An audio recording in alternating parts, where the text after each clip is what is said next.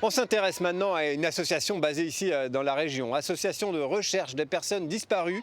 Elle accompagne des familles en mobilisant des enquêteurs bénévoles, anciens magistrats ou policiers à la retraite. Ils organisent de véritables investigations pour relancer des enquêtes judiciaires et garder l'espoir.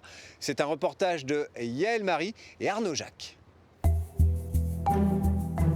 Quand un proche disparaît, difficile de partir sur ses traces, de garder l'angoisse à distance, de s'improviser enquêteur.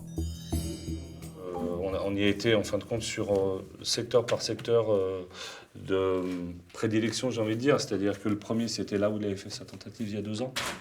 Ouais, Jacqueline Séconi et son fils Nicolas en ont passé des heures autour de la table du salon familial, un QG improvisé depuis la disparition de Louis, 78 ans. Novembre 2022, le vieil homme s'évapore, sous prétexte de régler la chaudière de la cave. Puis au bout d'une heure et demie, le voyant pas remonter, je me suis posé des questions. Je suis descendue, il n'y avait plus personne, plus de vélo. Il était parti. Juste besoin d'un peu de solitude. À bientôt, papa. Ce petit mot brouille davantage les pistes. Pour les gendarmes, le départ de Louis ressemble fort à une disparition volontaire. Là, il était endimanché. C'est-à-dire que voilà, il était très bien habillé, il était parti avec ses papiers d'identité, carte d'identité et permis de conduire. Il avait des raisons de partir ? Il avait une maladie dégénérative, une leucoencéphalopathie, et il était très mal. Louis a des antécédents suicidaires. Quand les battues et les survols en hélicoptère ne donnent rien, les recherches se font moins urgentes. Mais au bout de 6 jours, on nous dit que l'enquête est terminée et que, enfin, on se retrouve seul, dépourvu de tout moyen. Désemparée, la famille appelle à l'aide l'ARPD, l'association de recherche des personnes disparues. C'est vrai qu'il y avait quand même de vrais espoirs de le retrouver en bonne santé, hébergé peut-être par quelqu'un. Enfin, c'est ce qu'on a cru longtemps d'ailleurs. Tout à fait. Patrick Mallet, un ancien policier aujourd'hui à la retraite, prend le relais des gendarmes. Dès qu'ils arrêtent les recherches terrain, on commence, nous, des recherches de fond, aller interroger d'autres personnes, tous les gens qu'ils ont pu fréquenter et toutes les traces qu'ils ont pu laisser quelque part. Donc les chiens ont tourné à droite, du coup, le long du canal. 2 de ces Saint-Hubert, dont un très expérimenté, est parti dans cette direction.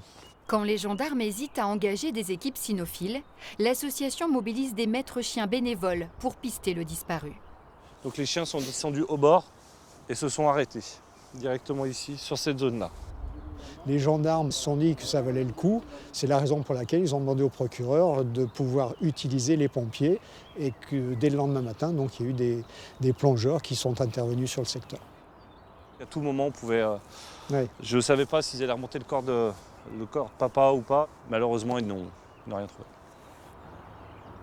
Quelques jours plus tard, la piste rebondit dans l'Isère. Il faut vérifier la crédibilité de plusieurs signalements. Ouais, la pharmacie du Cloître où il aurait été vu, oui, tout à fait.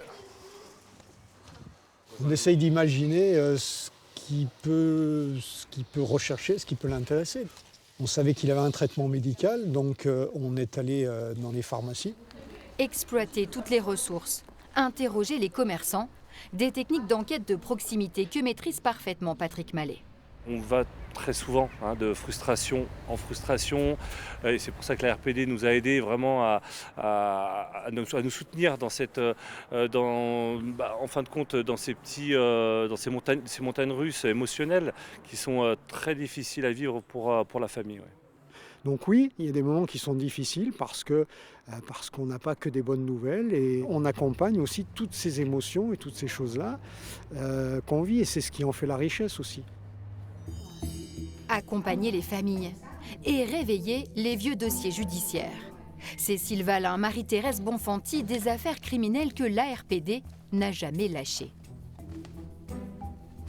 Ce jour-là, Éléonore s'appuie sur Patrick et Philippe, 2 anciens flics, pour réexaminer l'enquête sur la disparition à Tourcoing du jeune Franco. Ses proches perdent sa trace à Lyon en 2016. Le Facebook et Instagram fermé, ça montre aussi peut-être une volonté de disparaître, comme le fait de ranger sa chambre. Oui. Visiblement, il a préparé son départ, donc Voilà, moi je pense qu'il y a vraiment quelque chose qui se joue sur Lyon. Mais la justice a classé l'affaire. L'association a récupéré la procédure pour en interroger les failles aujourd'hui. Quand les policiers ont ouvert l'ordinateur, ils ont vu que l'historique avait été effacé. Et ça s'est arrêté là, alors qu'on peut tout à fait retrouver des données sur un disque dur, même effacé. Tu penses à quelqu'un? Oui, moi je pense à Wilfried. Il peut remonter tous les comptes qui ont été ouverts sur les réseaux sociaux, etc. et aller voir ce qu'il y a dedans. Aujourd'hui, on va parler d'une disparition mystérieuse. Les réseaux sociaux, c'est le domaine de Marine Bou. Sa vidéo YouTube sur Franco Imani compte 46 000 vues, d'autres atteignent 200 000 visionnages. Déjà, c'est de faire connaître des visages de personnes disparues qui sont très peu médiatisés, malheureusement, et ensuite d'obtenir des témoignages. Les personnes qui viennent des fois témoigner, c'est des personnes qui n'aiment pas spécialement les forces de l'ordre ou alors qui ont déjà eu des soucis avec. Et des personnes qui, peut-être, aux yeux de la loi, ne paraîtraient pas crédibles. Donc elles viennent m'en parler directement et puis on va vérifier derrière. Dénicher des témoins, recouper des pistes. Quand les enquêtes s'enlisent, l'ARPD est souvent l'aiguillon qui permet de les relancer.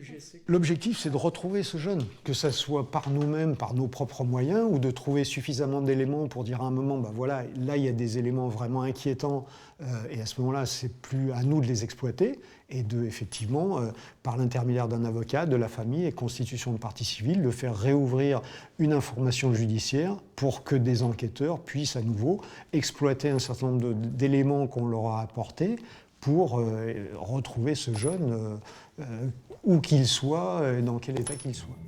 Retour à Charlie. Nicolas et Jacqueline Séconi rangent leur QG. Il y a quelques jours, le corps de Louis a été retrouvé immergé dans le Rhône, un suicide. Savoir les soulage, même si le deuil ne fait que commencer.